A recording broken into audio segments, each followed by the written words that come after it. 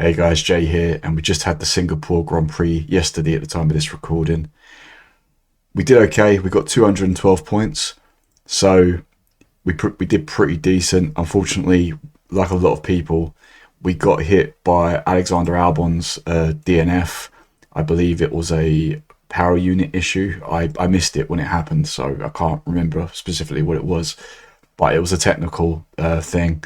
So unfortunately, he did get a DNF, but he did get 4 overtakes, so damage was, not as bad as it could have been. And then again, like a lot of people, Lando Norris, he got a pole position, stayed in first throughout the entire race, but unfortunately, the fastest lap and driver of the day was snatched from him at the end by Daniel Ricciardo. Otherwise, George Russell got me 19 points. He gained stayed in the same position, fourth. Otherwise, Franco Colapinto, he got 5 overtakes, which I found interesting. I'm wondering if he's actually going to climb a little bit in the overtakes rankings. Again, Franco Colapinto has been a bright light in these last few races, and I'm so glad he's in the team right now. I wish I brought him in straight away. I was going to gamble on him originally, but I didn't, so I only brought him in for Azerbaijan. Otherwise, I would have been a little better off. But again, he performed really well, outperforming Albon.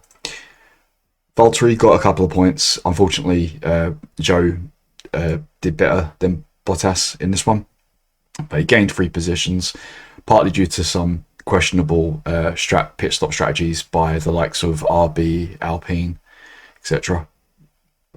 And then, as I mentioned, Albon, 81 points for McLaren. So in the last video, I said I could either stick with Norris, Piastri, Mercedes, Ferrari, or I could go with Norris, Russell, McLaren, Ferrari, and I went with the Norris, Russell, McLaren, Ferrari option. So that did boost up my points a little bit. 81 points, great driving from Oscar Piastri again as well. And also they got the fastest pit stop, I believe. Yep, so fastest pit stop, so an extra 10 points. And then Ferrari, 49 points. But, considering the bad qualifying that Ferrari had, they did well to finish where they finished. So, in all, I can't complain too much. 212 points is pretty decent. So, yeah. So that was my scoring for Singapore. And obviously, we've got a few weeks now before Kota. So, before I get into, my possible team strategy, I just want to obviously address the elephant in the room, which is, of course, Daniel Ricciardo. So, as I said, Daniel Ricciardo taking the fastest lap and the driver of the day in Singapore. From a F1 fantasy perspective, that was kind of annoying, taking those 20 points from Lando and the 1 point for fastest lap in terms of the championship. But for me personally, I don't have any grievances with this. I think it was a really sweet thing for Daniel to get driver of the day. I've seen a lot of people I've seen a few people kind of moan about it in terms of F1 fantasy. What's the point of having it if it's just going to be, for example, Kevin Magnussen's leaving at the end of the season, will he get driver of the day? I don't think so. I think with Daniel Ricciardo, it's because he's a loved character. F1 fans love him, whatever team he's in. So, yeah, I thought it was kind of a bit bittersweet. In terms of F1 fantasy, it kind of sucked, but in terms of as a F1 fan, I thought it was very sweet and very nice. I've had a look this morning to see what is happening. So this is Monday, the day after the Grand Prix. Obviously, the speculation is high that he will be replaced by Liam Lawson, but there's nothing confirmed as of yet, to my knowledge. However, I have had a quick look this morning. So Sky Sports are basically saying, they basically just shared what Daniel said, and he said at some point it will come for all of us. And we all saw his after race interview where he got a little emotional. And as he said, let's say the fairy tale ending didn't happen, but I also have to look back on what it's been. So he's trying to look at the positives, but I can see why he'd get a little bit upset. He came in to replace Nick de Vries last year, and then he had the crash in Zandvoort, breaking his hand or wrist, I can't remember. And then obviously Liam Lawson came in to replace him whilst he was recovering, and then he came back. So a bit of a bittersweet thing for him. But yeah, Sky Sports just basically mentioning, like, well, hinting that he knows it's kind of done. Over on F1oversteer.com, Karun Chanlock has tweeted his what he thinks RB should do regarding Lawson. And if I just go to the actual tweet here, he's basically said, lots being said about Daniel Ricciardo potentially doing his last race. Shame for him, but by re-signing Perez, Red Bull Racing sent a signal that he wasn't in their immediate future. Lawson hasn't done much testing this year, unlike Antonelli doing, etc. To be fair to Liam, if they do the swap, I hope the team give him some days in a 2-year-old car to get dialed in before Austin, which makes sense because they've got the time, you know, to give him some practice runs and get him ready. And then over on planetf1.com, excuse me, they're actually predicting that Daniel Ricciardo may race for Red Bull before the end of the season. And what I found interesting down here, let me just see if I can find it.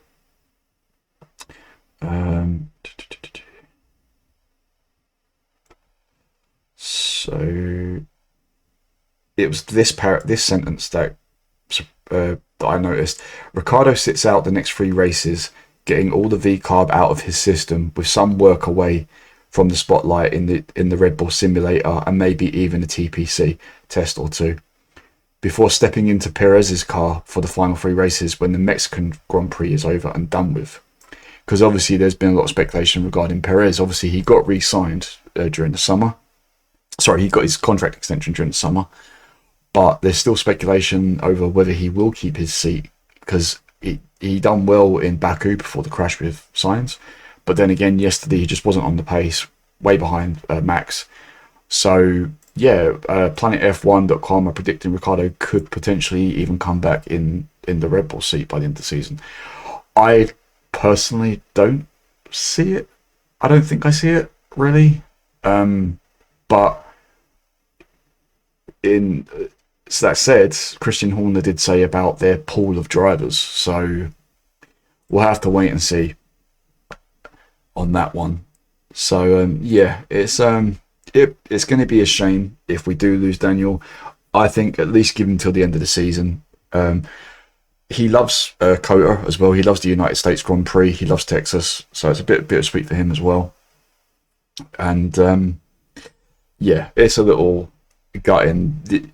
My only last thought on it would be that does mean that we would have had 3 replacements in the last 2 seasons during the season. Obviously, we had Ricciardo replace De Vries last season before, obviously, Lawson just substituted, so he didn't replace Ricciardo.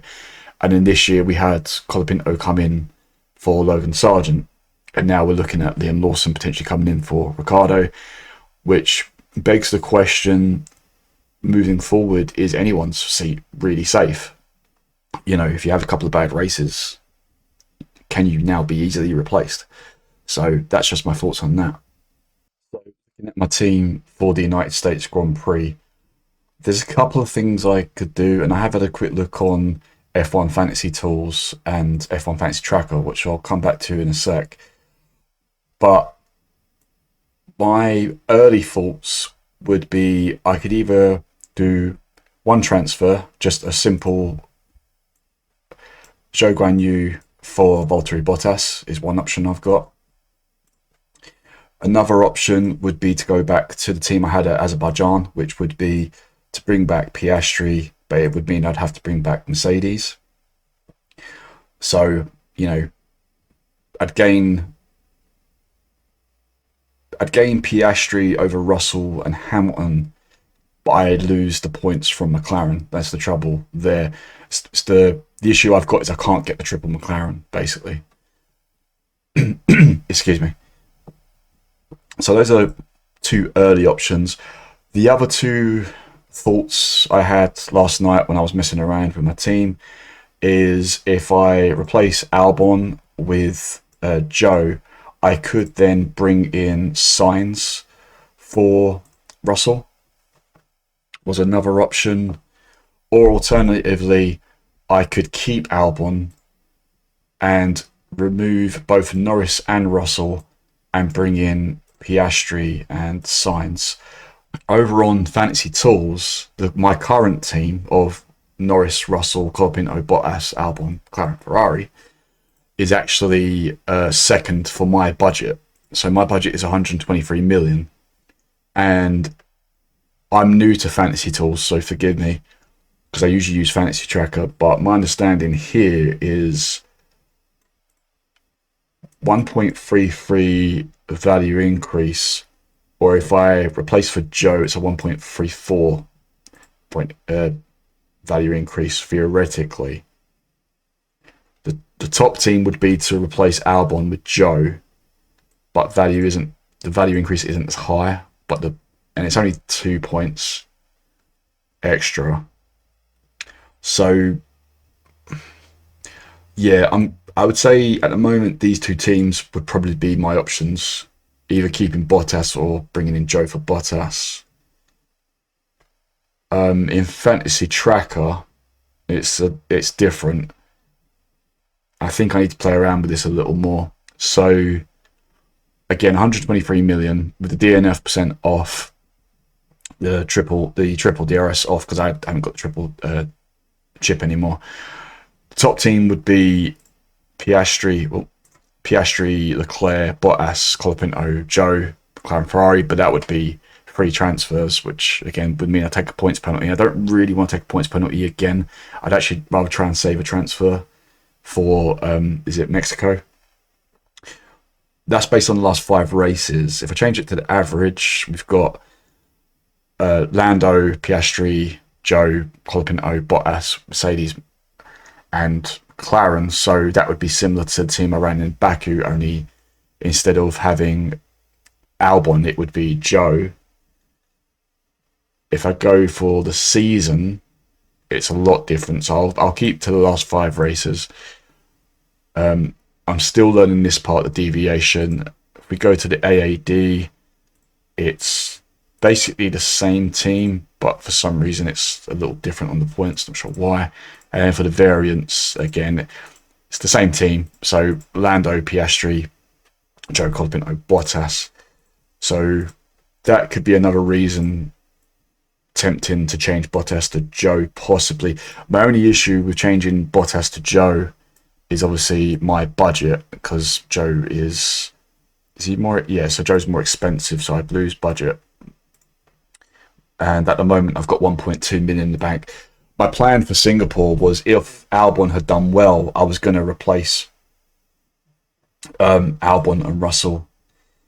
Sorry, that's a lie. I was going to replace Russell for Sainz, but I'm literally 0.1 million short. So Sainz is 23 million, and I've got 22.9 million if I replace Russell. The other thing to obviously consider is obviously Liam Lawson coming into the game. And I had a look this morning, and I found on F1FantasyGame.com that last year, if this is correct, so he scored 2 points, which he did in Singapore. So here, out of the 5 races, and his price was 10 million. I can see that being his value if he's brought into the game. I think 10 million would probably be about right. But given the RB this year, would he have the same kind of performance? I don't know, if I'm completely honest. Although they got 22 points in Singapore, to be fair. I'm not sure. I think it would be a gamble with the RB, if I'm completely honest. But then look at Colapinto. What Colapinto has done in that Williams is amazing. So who knows? Lawson could probably do the same thing. You know. So that's the other thing to consider, is obviously if Lawson comes in, he'll be in the game. And, you know, going by last year, value would be around 10 million. So there's lots to consider. Obviously, we've got a few weeks, and then obviously we'll have practice in that. So we'll see how things go in practice before making any decisions. Statistics-wise, I don't think much has changed.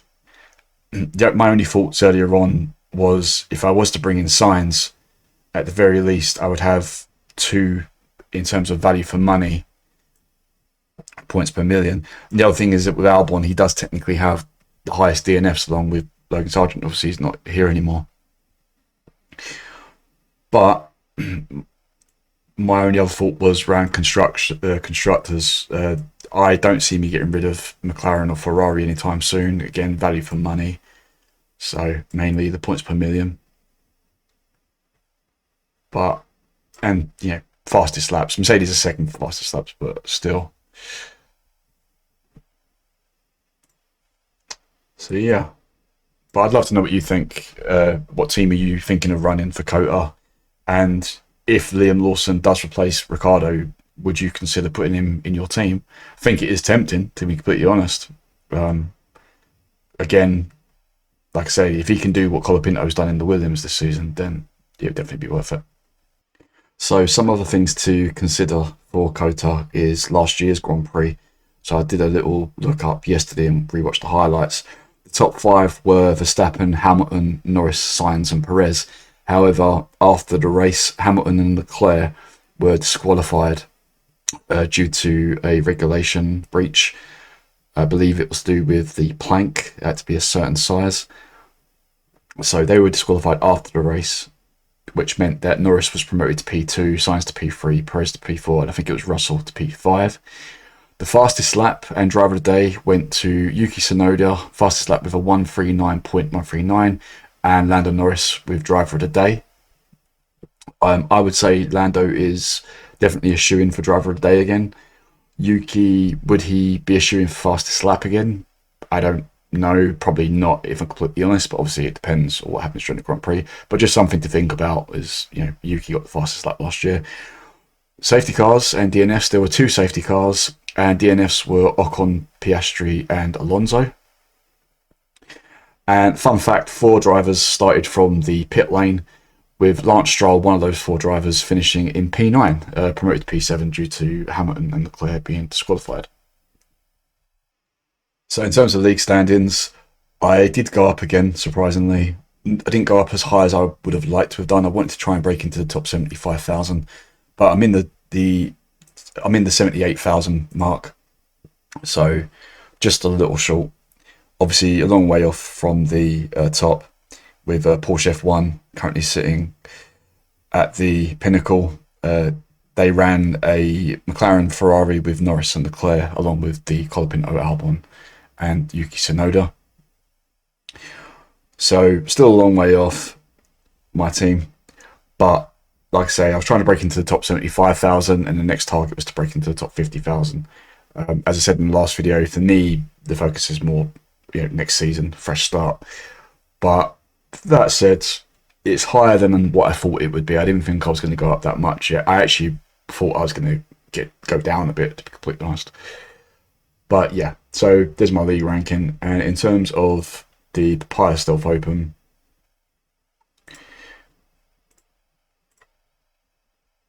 here, I came third, just 2 points behind the Verstappen, with the Raving Racing a point ahead of Verstappen. So it was very close between the 3 of us. And appreciate it's coming towards the end of the season, but if you want to join, I'll put the league pin in the video.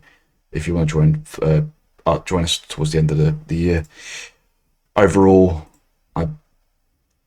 still bottom, but it is what it is. Also, guys, if it's of any interest to you, GT Manager was released on Steam last week. I've played a little bit. It's still in early access, but for what it is, I paid $16.99 for the game plus the DLC, and it's got a lot of potential. It's similar to Motorsport Manager, so if you enjoyed that game, it's worth checking out. Again, I paid $16.99 here in the UK for the game and the DLC, and again, still early access, but it's a nice little change from F1 Manager and something a little different. So that's it for this video, guys. I hope you enjoyed it. If you did, then please do give it a like. And if you want to follow my team throughout the season and into 2025, then please do hit that subscribe button. Also, last week I started playing Fantasy Women's Super League. If that's of any interest to you, I'll put my league code quickly in the video here if you want to check it out. But otherwise, that is it for this video. And like I say, we've got a couple of weeks now before COTA. I've got I've got one video idea I'll hopefully have for you either next week or the week after. I'm going to the F1 exhibition basically on Friday. Looking forward to that. So I'm going to try and get some footage, just some footage and maybe some background music, because I appreciate the exhibition's been going on for a while now. So you've probably seen a lot of it already, but it's just for me really just like a memory for me more than anything. And so yeah, so that's it, guys. Until there's any dramatic changes or if there's any need to redo, like I do another video before COTA, that'll be it. After COTA, we've got, I believe it's Mexico, and we've got 3 in a row, so we're going to be spoiled for a while, which is great. Anyway, thank you for watching. I really appreciate it. Look after yourselves, and I'll talk to you soon. Thanks for having my back, and for anyone who thought I left, I never left. Just moved aside for a while. Thanks, guys.